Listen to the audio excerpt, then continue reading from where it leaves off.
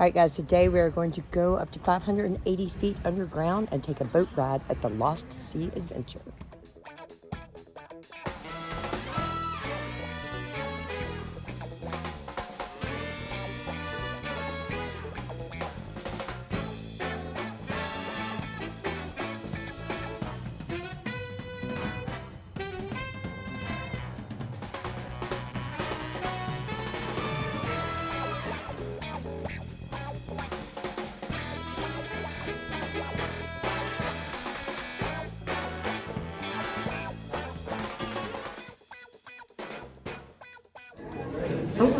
I guess we're supposed to sit down and behave. Every single one of you. Few simple rules we have to go over. Stay behind me on trails and pathways at all times. I don't want anybody to get too lost down here. I'm only required to bring back 10%. Please stay on my way. As in the Lost Sea, we get our names somehow. I do put a little bit of humor on my tours. My jokes are very rocky for the most part. Just roll with it.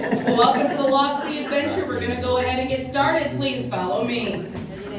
I'm ready. Are you ready? Are you guys the last ones back there? Okay, making sure I got everybody. Okay. What we're going to be looking at first on our tour today is right back here in this corner. It's called the Cascade Formation. It is known to be the prettiest formation you're going to see on the whole tour today. Saying that, feel free to go, ooh, ah, very good. We were known as the Craighead Caverns up until about 1965 from the Cherokee. I'll explain a little bit later on tour how we did get our name, the Lost Sea Adventure. Now in this room is a really cool, interesting cave formation. They're what we call anthodites. Anthodites are the Greek word for cave flower.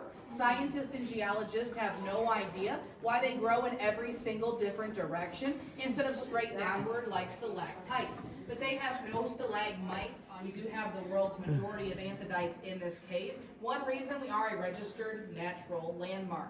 They're only found in actually 8 caves in this entire world, and Lost Sea happens to be one of the 8 caves. Isn't it wild? It just keeps going.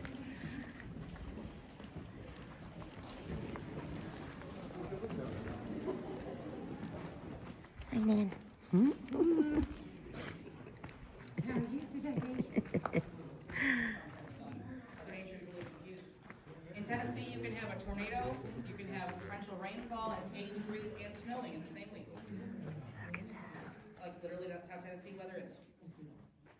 Alrighty guys, now the reason I stopped you here, up here to your right side, you're gonna see a big wooden structure. This is what we call a leaching vat. This is actually the exact replica of the boat we're going to be riding on today to see our fish. I need 2 people to paddle and 2 people to take out water. Welcome to the volunteer state. Any volunteers? Ashes from their torches and burnt their names into our walls.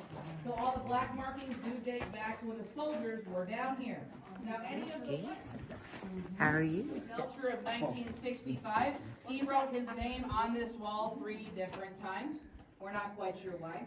Or you'll see Melissa and Jeremiah. Hopefully they're still happy together. That is cave graffiti, cave vandalism. Before we opened up as a tourist attraction in 1965, people vandalized the walls of our cave. Black writing is historical. White writing is early cave graffiti. 100 years from now, this will all be historical cave graffiti. But until then, black writing is good, white writing is bad. Take your pictures, like I said, use your flash if you want to. Come this way when you're done. Well, I'm having to kind of bounce between flash and ours. They have a whole lot of light. I've got to take it off. The lighting's really weird in here. It is. People's names, right? That's cool.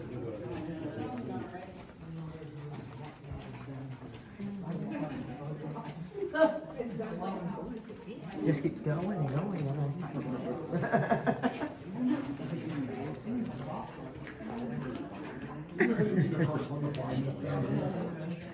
And only got the torch yet.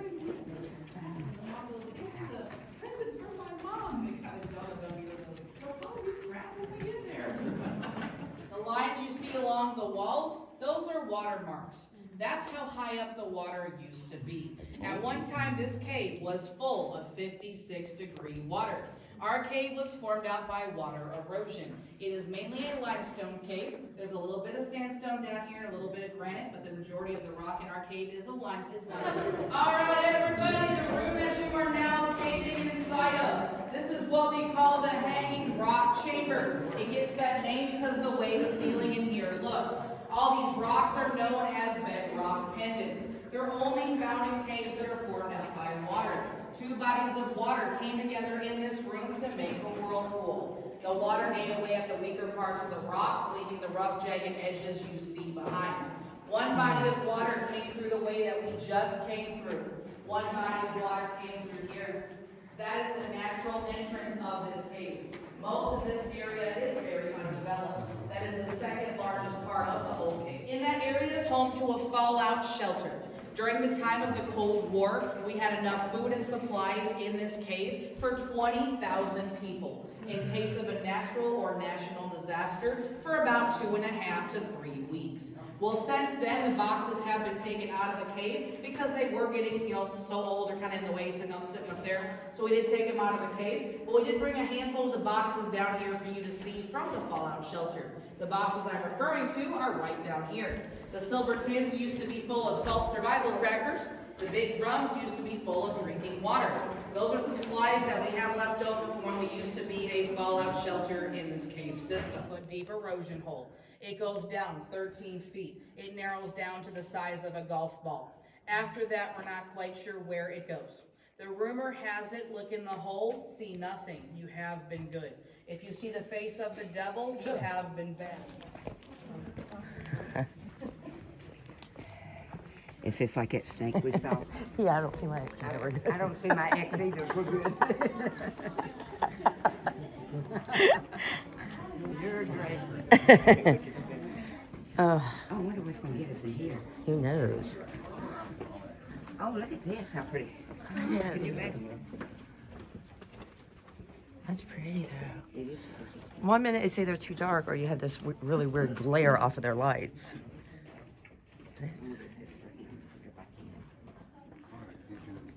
I think I got it good enough. We keep going further and further down. They're going further and further down. We need to go.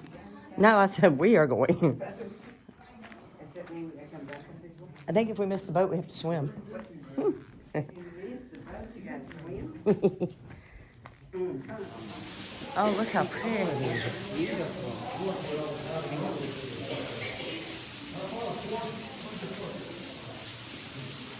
But you wasn't stopping for pictures.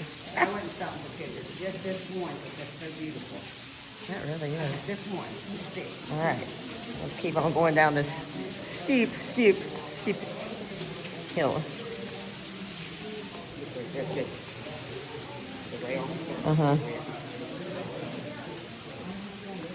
Authentic Tennessee moonshine still. Yep.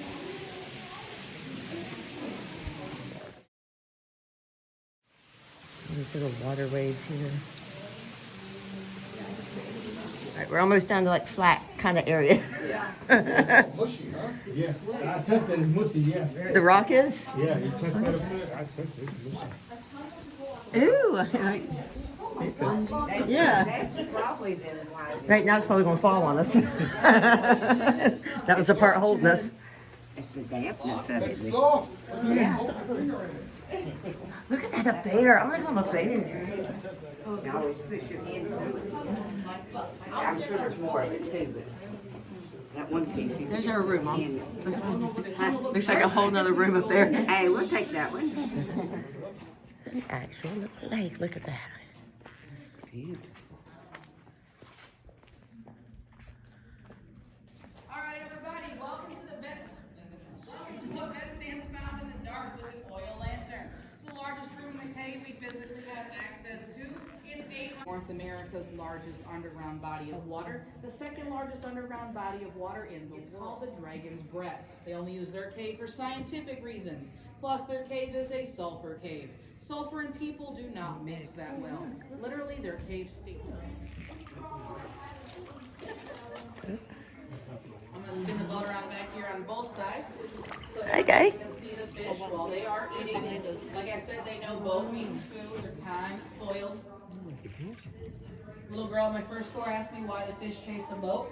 I told her the same reason we chase the ice cream. Did everybody on both sides of my boat see the fishies? Yes. If you did not, they're right there. Ooh. I can't take you any further back this area because the ceiling does get really low back here and you'll get stuck on the roof. But you're not missing anything. That's literally as far back as we go. That is the back wall. The water is now about 80 feet deep underneath us right now. Nope. He thinks he's part shark. He's got to spin out of the water. See him? He's got to spin out of the water. That one does. He's showing off. Some little spikes hanging from the ceiling underneath where the rock fell. Those spikes are called soda straw stalactites. They get this name because they're like a regular stalactite. Only difference is these are hollow like a soda straw. You could break them off and drink out of them, but they wouldn't taste too good. They'd come with a hefty fine anyways. But those are called soda straw stalactites. Guys, that is it for the tour of the Lost Sea today here in Sweetwater, Tennessee.